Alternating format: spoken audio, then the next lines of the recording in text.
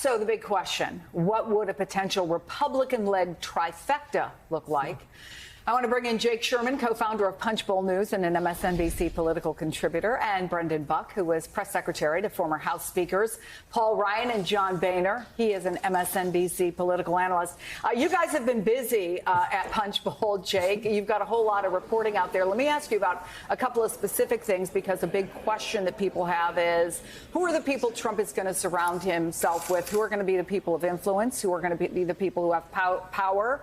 I know you have some reporting on potential Secretary of State, White House Legislative Affairs, and also who might be his voice on the Hill for groups that are key, like the House Freedom Caucus. So give us all that new reporting, Jake. Yeah, so tomorrow, this is perhaps the most interesting, but starting tomorrow, the House Freedom Caucus, the far right, the hard right group in the House Republican Conference, is hosting their new member retreat. And the two speakers are Steve Bannon and Mark Meadows, both of whom have been federally indicted. Bannon recently out of prison. But we're seeing right now, guys, just the shift in Washington. We're seeing the shift back to Trump world. We're now hearing, and we reported this in the midday edition, Rick Grenell, who was ambassador to Germany and I think director of national intelligence, rather, for Donald Trump, could be Secretary of State. And this is all because Donald Trump has been given what he considers and what Republicans consider, and what frankly objectively is a large governing mandate on Capitol Hill. He will have, as Ali pointed out, most likely the House of Representatives. More importantly, he'll have a pretty healthy Senate majority through which he will be able to get nearly anyone he wants confirmed into his cabinet or into other positions around the world. That is it's a luxury that not every president has had.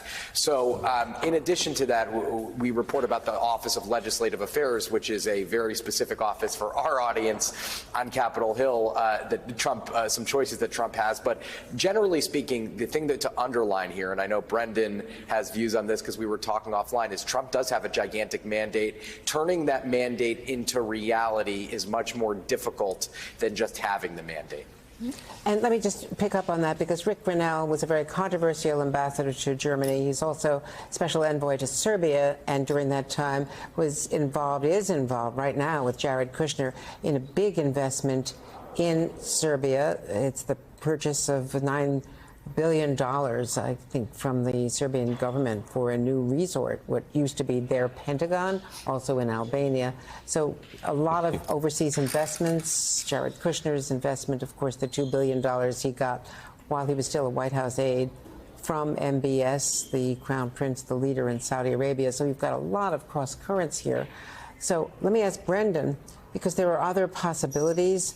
One would be Marco Rubio for Secretary of State, totally qualified ranking member on intelligence. But would Donald Trump trust a former member of Congress in the cabinet, having felt that he's been bitten by former congressional members like Jeff Sessions, whom he couldn't trust because they were too institutional?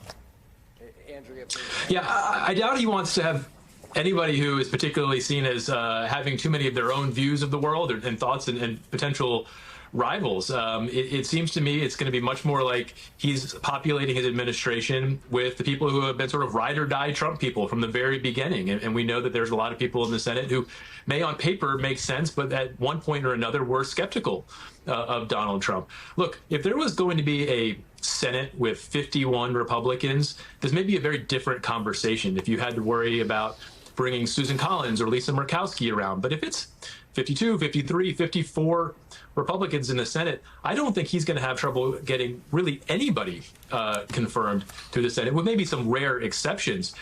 Even the type of people who would typically stop the vetting, like a Mitt Romney, is no longer going to be around. So I think it is probably, I don't know that Rick Grenell is going to be Secretary of anything, but it is his type of profile. The people who have been with Donald Trump from the very beginning are going to be put in these positions that would be unthinkable years ago, and probably get through with very little friction.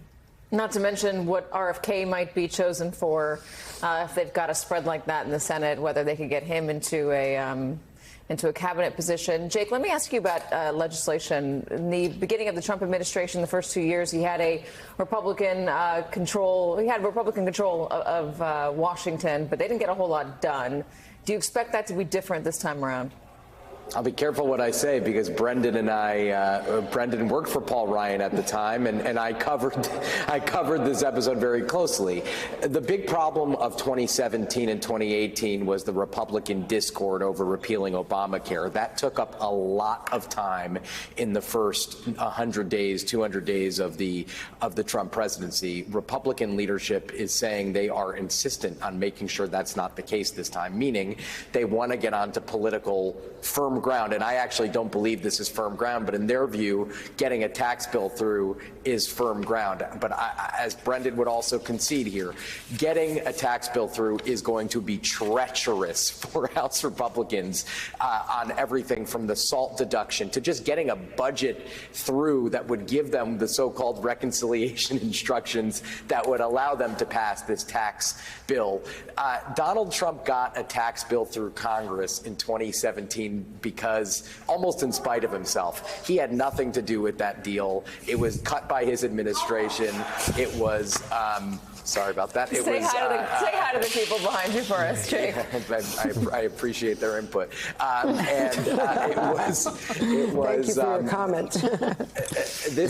Listen, Donald Trump got the tax bill through last time, having almost nothing to do with him, is my point. We'll see if he can get out of his way and get it done this time.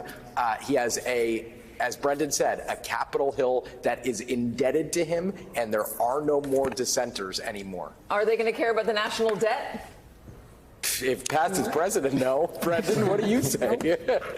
A true journalist who wants to hear everyone, even if they're walking behind him in the middle of a live TV hit. So we thank you for rolling with the punches there.